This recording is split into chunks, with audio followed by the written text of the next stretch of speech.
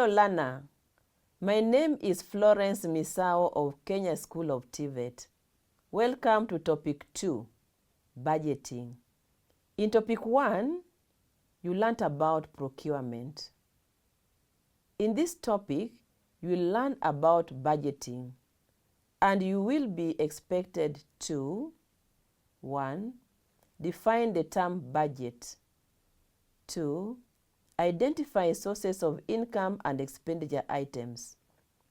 3. Carry out budgeting process. 4. Explain uses of a budget. 5. Prepare an institutional budget. Learner, what is a budget? As you try to define the term, which of the following responses best describes the term budget? Good. All the 3 responses give a very good description of a budget, and so combining them makes the best definition. The term budget refers to an estimation of revenue and expenses over a specified future period of time for an institution. Budgeting refers to a financial plan of how to raise revenue and spend it for a given period of time. This can be monthly, quarterly, or a 1 calendar year. It identifies available capital, estimates spending, and helps in the planning for the institutional activities. Every educational manager must make a budget for what they expect to spend in the year ahead and forward that budget proposal to the Ministry of Education before the end of the current year for scrutiny. Let us now look at the sources of income in educational institution. Learner, which among the listed is not a source of revenue in an educational institution?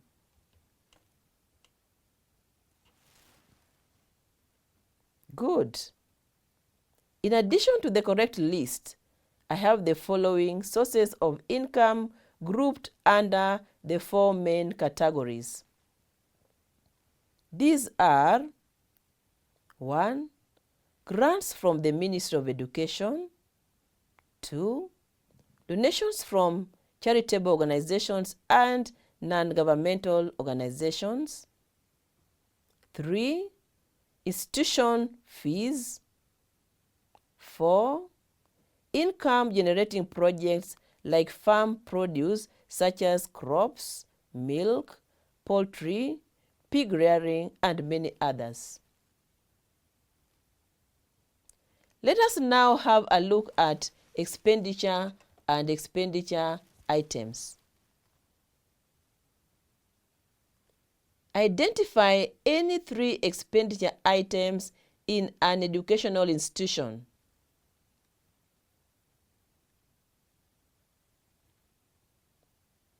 Okay, let us compare your list with mine.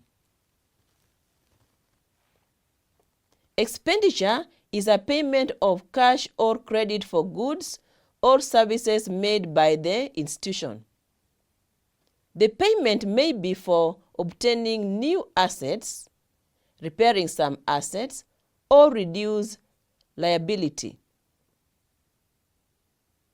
In each educational institution, there are many financial obligations. These can range from 1. Personal emolument. 2. Repair, maintenance, and improvement.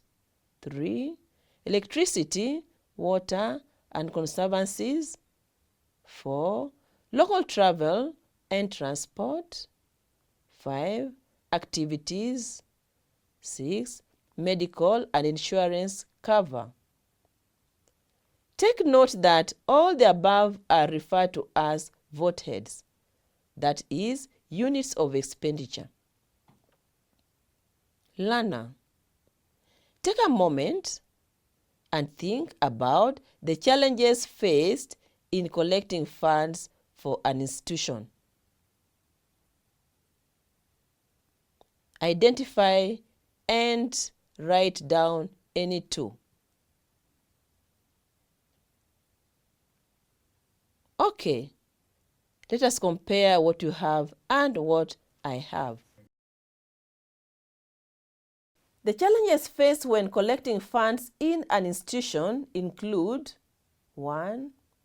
Irregular fee payment by the parents. 2. Failure to pay fees or the agreed sums of money. For instance, some parents or guardians are not able to raise such money due to poverty.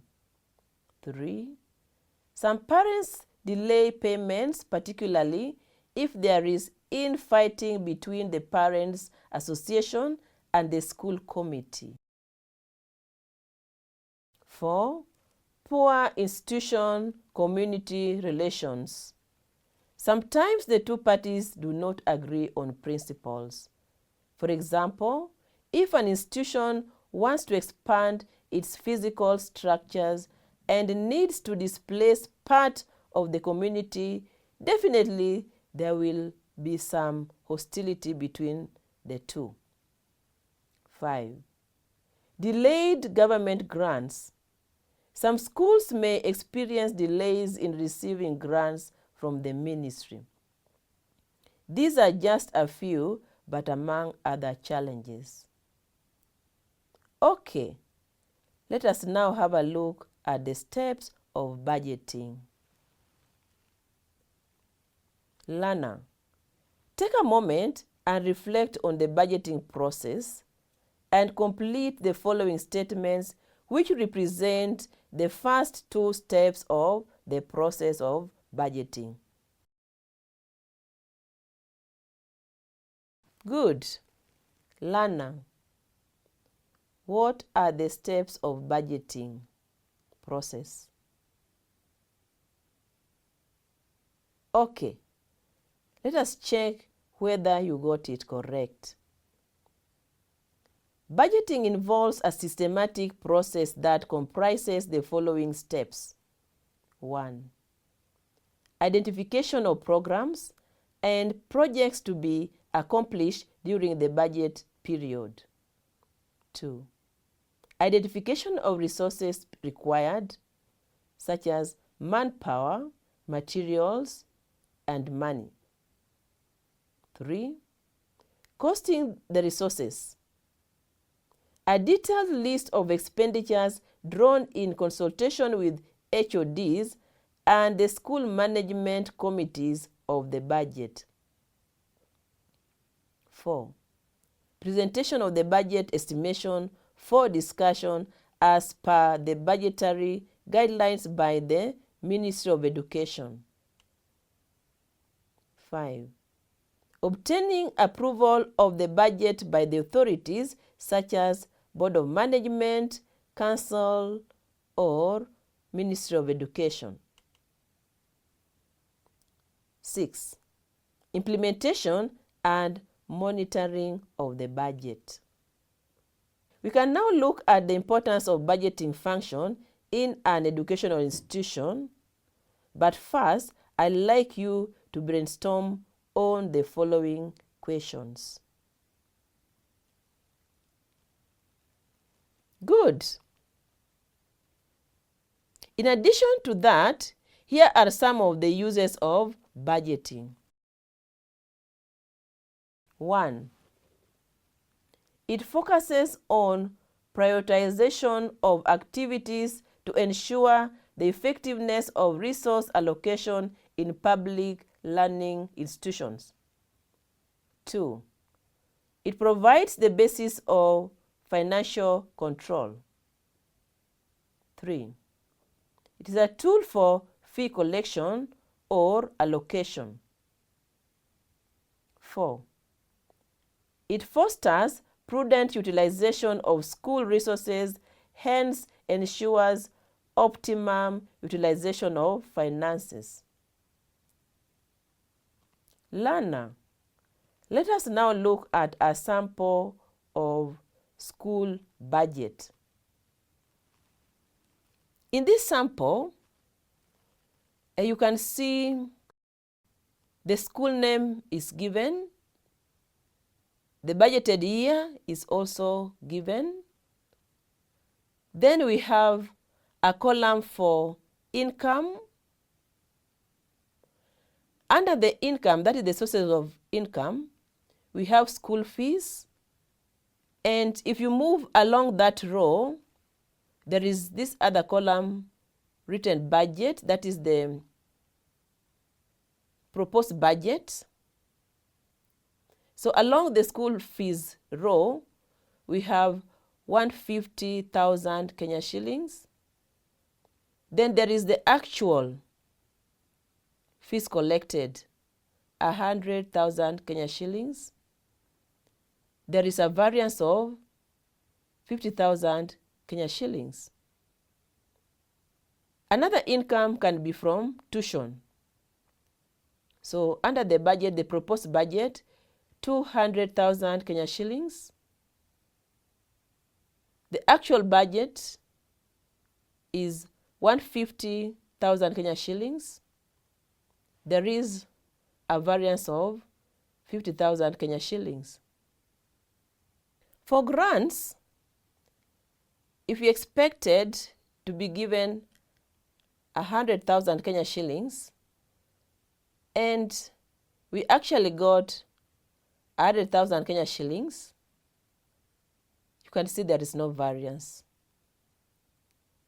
Now, looking at the expenses, because if it is a school budget, we have to balance it well. The money coming in must be spent well. So how do we spend this money? For example, for salaries, for the workers, if the budget was 100,000 Kenya shillings, and the actual expenditure was 200,000 Kenya shillings, you can see there is a variance of 100,000 Kenya shillings. So we spent more money for this particular activity. The next row, looking at marketing, assuming that this is a small institution still starting and it needs to do a lot of marketing, look at that row of marketing. So the intended expenditure is 150,000 Kenya shillings, but the actual expense was 100,000 Kenya shillings. So you can see there is some balance. That is 50,000 Kenya shillings. So learner, I'd like you to study this carefully, and it is very, very straightforward, self-explanatory, because at the end of the session, I'll expect you to prepare one of this type.